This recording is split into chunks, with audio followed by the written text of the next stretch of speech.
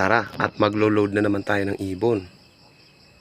Si 81 yung mabagal nating ibon, isasakay natin. Special training. Tapos derby na. Yun.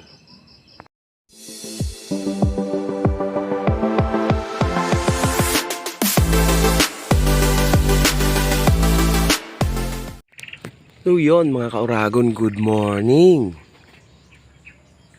So bali mag-aabang na naman tayo ng dalawa nating warriors, kay 81 tsaka kay 58, dahil nag-mid-toss yung club. Bago magsimula yung derby, nag-mid-toss sila. So bali sinakay natin yung ibon. Tapos pinaronda natin yung apat. Bali ang release point nila, Rosales, Pangasinan. So distance nila 92 km. So bali pinawalan yung ibon ng 6:20 ng umaga. So yun. Pagpag lang nila bago magsimula yung derby. Ayun, balikan ko na kayo maya maya pag pwede na tayong mag-abang. Tara! A few inches later. So yun guys, magsisimula na tayong mag-abang dahil oras na ng pauwian. Medyo maaga yung uwian nila ngayon dahil medyo malapit lang yung bitaw nila.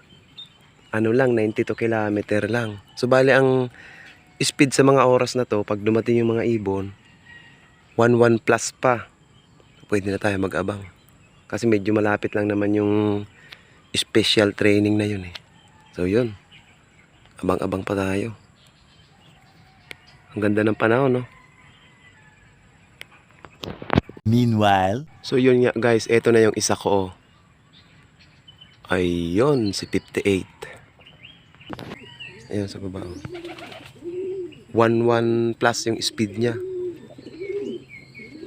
Wala pa si 81. Ang bagal talaga ng ibon na yun.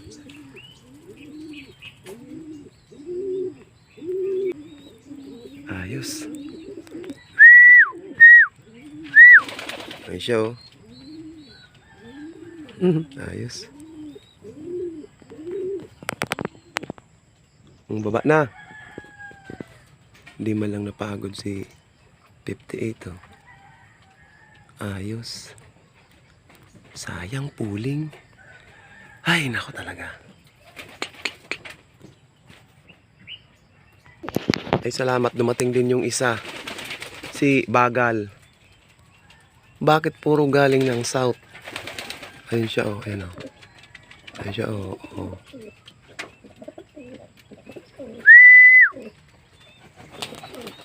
Bang!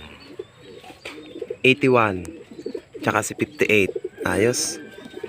Aga nila, time check 7:43. Himala. Nag-1-1 din yung speed ng isang to. Pasok na, pasok. Pasok. Pasok tali.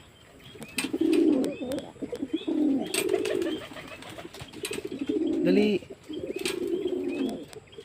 Patras abante oh. Lo. Dali lang. Pasok, pasok. Tingnan si 58. Laog, laog. Pasok, pasok. Pwede sana pampuling to eh. Ang binis mo boy.